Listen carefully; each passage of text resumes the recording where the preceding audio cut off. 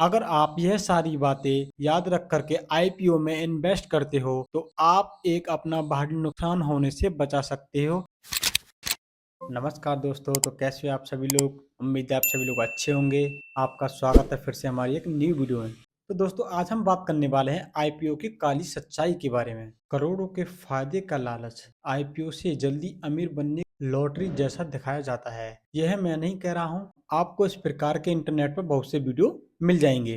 तो चलिए दोस्तों, इसकी सच्चाई जान लेते हैं हम। अगर दोस्तों आप भी किसी कंपनी का आईपीओ देख करके ललचाते हैं और आप उसमें इन्वेस्ट करने की सोचते हैं तो आप इस वीडियो को शुरू से लेकर एंड तक देखिए। इस वीडियो में आपको बहुत सी ऐसी बातें हैं जो आपको आईपीओ में इन्वेस्ट करने से पहले जान लेनी चाहिए। अगर आप उन बातों को नहीं जानते और उन बातों को ध्यान में रख के नहीं इन्वेस्ट करते हो तो आपका भारी नुकसान भी हो सकता है, क्योंकि आपने पिछले कुछ सालों में आईपीओ से अच्छा शायद ना कुछ देखा हो, लेकिन आपको इसमें कितना बुरा हो सकता है यह भी आपको जान लेना चाहिए। अगर आप यह सारी बातें याद रख करके आईपीओ में इन्वेस्ट करते हो तो आप एक अपना भारी नुकसान होने से बचा सकते हो और अपने पैसे को सेव कर सकते हो और आईपीओ में एक अच्छा खासा प्रॉफिट आप बना सकते हो। मेरा नाम है सोनवीर कुमार सागर और आप देख रहे हैं दोस्तों रोनित मार्केट माइंड। अगर आप हमारे चैनल पर नए हैं तो हमारे चैनल को सब्सक्राइब करके बेल आइकन को ऑन कर लीजिए और आप ही हमारी वीडियो फेसबुक पर देख रहे हैं तो हमें फॉलो करना ना भूलें। अभी कुछ महीने पहले की बात है, एक आईपीओ आया था, एसएमई आईपीओ, जिसका काम क्या था, दिल्ली में दो शोरूम थे यामा बाइक के। कंपनी का नाम था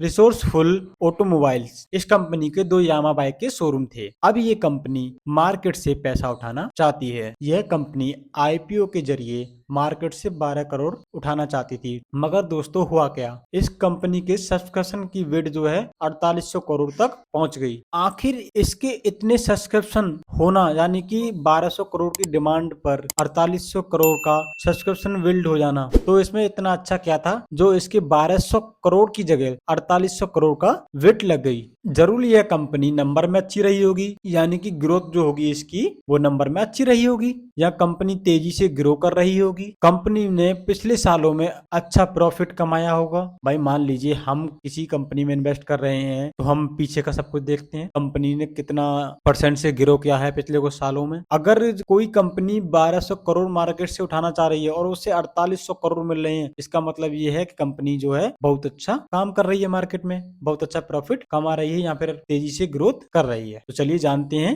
ऐसा इस कंपनी में क्या है जो लोगों ने इसे इतना प्यार दिखाया मार्केट। चलिए कंपनी का पिछले कुछ सालों का डाटा हम देखते हैं। चलिए, इस कंपनी ने 2021 में 11 करोड़ की सेल की थी, जिसमें इसका प्रॉफिट था 16,000 रुपए का। और इस कंपनी पे जो उस टाइम पर कर्ज था, यानी लोन्स थे, वो थे 2.5 करोड़ के। उसके बाद कंपनी की 2024 में जो सेल हुई थी वो हुई थी 16 करोड़ की, और जो कंपनी को प्रॉफिट हुआ था वो हुआ था 15 करोड़ रुपए का। मगर दोस्तों यहाँ पर एक ध्यान देने वाली बात यह है कि आपने 2021 में देखा था कंपनी पर जो लोन्स थे 2.5 करोड़ के थे, और वही 2.5 करोड़ से बढ़कर के 2024 में 10 करोड़ तक पहुंच गए। तो दोस्तों अब जो मैं आपको बताने वाला हूं शायद ही आपको यहाँ पर कोई बताने वाला है। दोस्तों कंपनी पर 2024 में 10 करोड़ का कर्ज है और कंपनी इसीलिए मार्केट में अपना आईपीओ लॉन्च कर रही है, क्योंकि कंपनी चाहती है कि मार्केट से मुझे 12 करोड़ मिल जाए, जिससे कि मैं अपना 10 करोड़ का लोन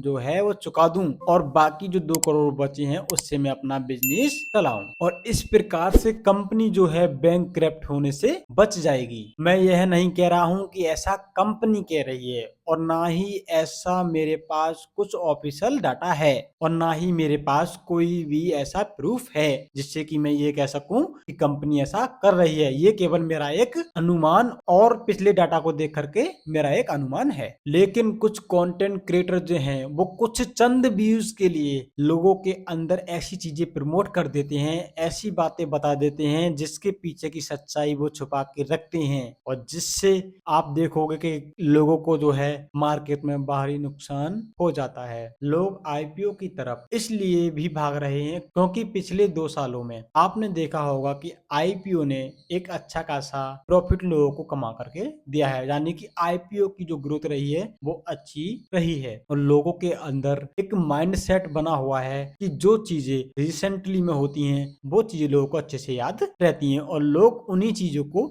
अमल में लाते हैं। 10 साल पहले क्या हुआ था मार्केट में या आईपीओ का जो डाटा है 10 साल पहले क्या था उससे किसी को कोई भी मतलब नहीं है। लेकिन आज का जो समय है वो आईपीओ का ही है क्योंकि लोगों को दोस्तों चलती गंगा में हाथ धोने में ज्यादा मजा आता है क्योंकि पिछले 2 सालों में छोटी कंपनियों के आईपीओ ने लोगों का भरोसा जीत लिया है। लोगों को पिछले कुछ सालों में इन्होंने बहुत अच्छा प्रॉफिट दिया है जिससे कि लोगों का भरोसा छोटी कंपनियों के आईपीओ के प्रति ज्यादा बढ़ गया है और इसीलिए लोग जो हैं छोटी कंपनियों के आईपीओ में इन्वेस्ट करना पसंद करते हैं। लेकिन दोस्तों आप एक रॉन्ग इन्वेस्टर हो। आप एक ऐसी कंपनी में इन्वेस्ट कर रहे हो जिसके पास अपनी लोन चुकाने के ही पैसे नहीं हैं और वो मजबूरी में आपके पास आ रही है। तो दोस्तों मुझे आपकी भी चिंता होती है। छोटी कंपनियां बुरी होती हैं और बड़ी कंपनियां अच्छी होती हैं, ऐसा कुछ भी नहीं है। कुछ छोटी कंपनियां भी बहुत हेल्थी और बहुत अच्छी होती हैं, वहीं कुछ बड़ी कंपनियां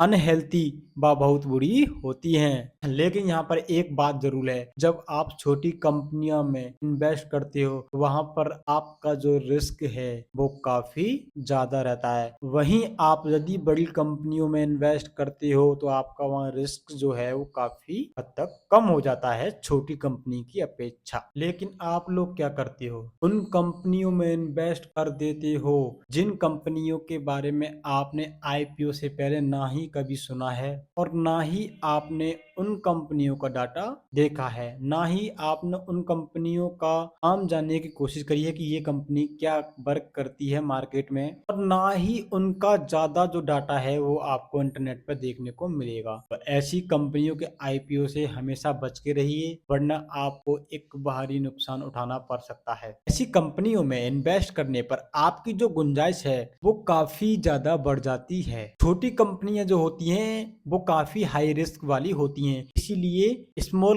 कैप को मिड कैप को लार्ज कैप से ज्यादा रिस्की माना जाता है। और यदि आप इतने छोटे डाटा के साथ अगर आप आईपीओ में इन्वेस्ट कर रहे हो तो आप खुद पर रिस्क ले रहे हो क्योंकि दोस्तों जब किसी भी कंपनी का आईपीओ लॉन्च होता है तो लोग उसकी अच्छाइयां बताते हैं। आपने देखा होगा कुछ कंटेंट क्रिएटर हैं जो कि पैसे लेकर के भी आईपीओ को प्रमोट करते हैं, वो केवल उसकी अच्छाइयां बताते हैं, उसके पीछे की जो बुराइयां हैं जो उससे नुकसान होने वाले हैं या उससे नुकसान हो सकते हैं उसके बारे में वो आपको बिल्कुल भी नहीं बताते हैं। आप जब भी किसी भी कंपनी के आईपीओ में इन्वेस्ट करें उससे मार्केट में रिसर्च करें, उस कंपनियों के कम से कम 5 से 10 साल पुराना डाटा देखिए, कंपनी ने किस प्रकार से ग्रोथ की है, कंपनी ने कितना प्रॉफिट कमाया है पिछले सालों में, कंपनी के पास जो है कितनी लोन्स हैं या उसके पास कितना कैश फ्लो है, सारा कुछ क्या बिजनेस है आपको जान लेना चाहिए। उसके बाद ही आपको किसी भी कंपनी की आईपीओ में इन्वेस्ट करना चाहिए। दोस्तों आपको लग रहा होगा कि मैं नेगेटिव बातें कर करके आपको डिमोटिवेट कर रहा हूँ, मगर दोस्तों एक बात सोचिए, अगर ऐसा मैं करता भी हूँ तो इस चीज से मेरा क्या लाभ होने वाला है? मेरा तो कोई लाभ होने वाला नहीं है। ये सारी चीजें मैं आपको इसलिए खुल करके बता रहा हूँ कि आप जो है आईपीओ के जरिए नुकसान ना करो। इसमें मेरा कोई फायदा नहीं है, ना ही मुझको कुछ मिलने वाला है, ना ही मैंने किसी कंपनी से पैसे लिए हैं जो कि मैं किसी आईपीओ के बारे में बताऊंगा। अगर मुझे कंपनी पैसा भी देती दोस्तों सोचो मैं उस आईपीओ के बारे में अच्छा ही आपको बताता, उसके अंदर की खामियां और बुराइयां जो है मैं आपको कभी भी नहीं बताता। दोस्तों एंड ऑफ में मैं जो भी बात कर रहा हूँ वो केवल आपके फायदे की बात ही कर रहा हूँ। दोस्तों आप एक बात हमेशा याद रखना, आईपीओ जो होते हैं वो बनाए जाते हैं ओनर के फायदे के लिए, मगर आपको मार्केट में वो आईपीओ ढूंढने हैं जो बिजनेस ओनर को भी प्रॉफिट दें